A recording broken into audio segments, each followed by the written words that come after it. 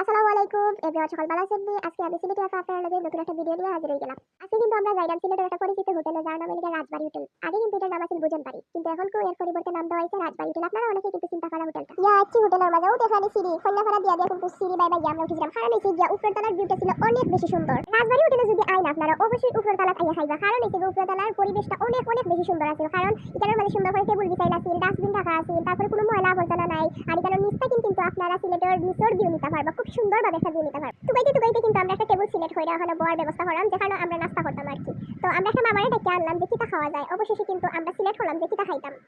গাটাগাটি করে আমরা একটা মেনু পাই দিছি। তো মেনুর মাঝে দেখি আমরা সিলেক্ট হলাম যে আসলে এই সকালবেলা কিটা খাওয়া যায়। তো অবশেষে কিন্তু আমরা একটা সিলেক্ট করছি খানি।